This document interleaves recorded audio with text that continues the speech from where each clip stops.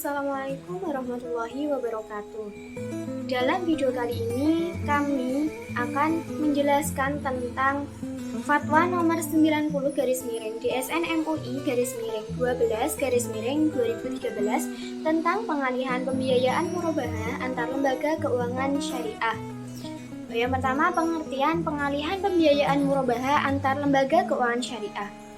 Pengalihan pembiayaan murabahah antar lembaga keuangan syariah adalah pengalihan utang atau piutang nasabah yang timbul dari pembiayaan lembaga keuangan syariah kepada nasabah dengan akad murabahah yang pembayarannya dilakukan secara tidak tunai atau bisa disebut dengan angsuran. Yang kedua, pengalihan utang pembiayaan murabahah atas inisiatif nasabah. Ini merupakan pengalihan utang pembiayaan murabahah yang diajukan oleh nasabah dari satu lembaga keuangan syariah ke lembaga keuangan syariah lain.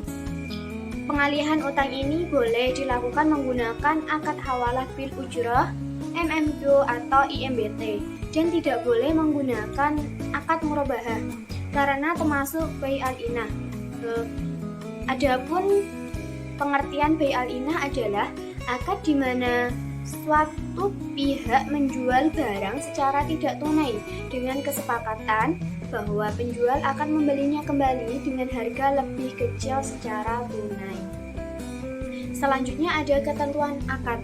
Yang pertama, apabila pengalihan utang pembiayaan murabahah menggunakan akad hawalah, maka berlaku substansi fatwa tentang hawalah dan fatwa tentang hawalah bil ujrah, di mana hawalah adalah akad pengalihan utang dari pihak yang berutang kepada pihak lain yang bersedia menanggungnya.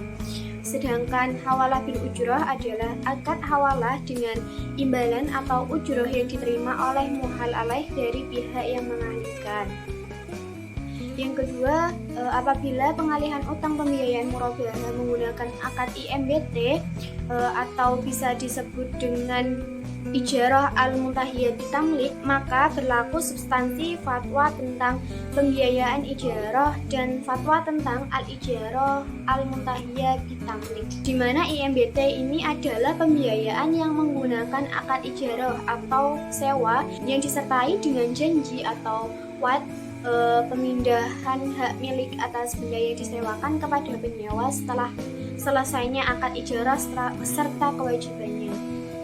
Yang ketiga ada apabila pengalihan utang pembiayaan murabahah menggunakan akad MMQ, berlaku substansi fatwa tentang pembiayaan murabahah dan fatwa tentang musyarakah mutanakisah, dan substansi keputusan tentang pedoman implementasi musyawarah mutanakisah dalam produk pembiayaan. Di sini yang dimaksud dengan pembiayaan musyarakah mutanakisah adalah pembiayaan musyarakah yang modal salah satu syarik berkurang karena hisasnya dibeli oleh syarik lain secara bertahap. Adapun mekanisme pengalihan utang pembiayaan murabahah, yang pertama ada mekanisme akad hiwalah bil ujrah. Nasabah atau muhil atau majin atau debitur yang memiliki utang pembiayaan murabahah pada suatu lembaga keuangan syariah atau bisa diibaratkan dengan LKSA mengajukan permohonan pengalihan utangnya kepada lembaga keuangan syariah lain atau muhal alaih. Nanti LKS atau lembaga keuangan syariah lain ini setelah menyetujui permohonan nasabah tersebut melakukan akad hawalah bil ujrah dan membayar sebagian atau seluruh utang nasabah ke lembaga keuangan syariah A pada waktu yang disepakati, maka nasabah atau muhil atau majin atau debitur ini membayar ujrah kepada lembaga keuangan syariah lain atau jasa hawalah, dan kemudian nasabah membayar kewajibannya yang timbul dari akad hawalah kepada lembaga keuangan syariah lain, baik secara tunai maupun secara tangguh atau angsuran sesuai kesepakatan. Kemudian mekanisme yang kedua akad IMBT Yang pertama, nasabah yang memiliki utang pembiayaan murabahah pada suatu lembaga keuangan syariah atau LKSA mengajukan permohonan pengalihan utang kepada LKS lain dengan akad IMBT. Yang kedua, LKS lain setelah menyetujui permohonan nasabah tersebut membeli aset nasabah tersebut yang dibeli dengan akad murabahah dari LKSA dengan janji objek tersebut akan disewa oleh nasabah dengan akad IMBT. Yang ketiga, LKS lain dan nasabah melakukan akad IMBT. Dan yang keempat, nasabah melunasi utang pembiayaan murabahahnya ke LKSA. Kemudian, mekanisme yang ketiga yaitu akad MMI. Yang pertama, nasabah yang memiliki utang pembiayaan murabahah pada suatu lembaga keuangan syariah atau LKSA mengajukan permohonan pengalihan utangnya kepada LKS lain dengan akad MMI.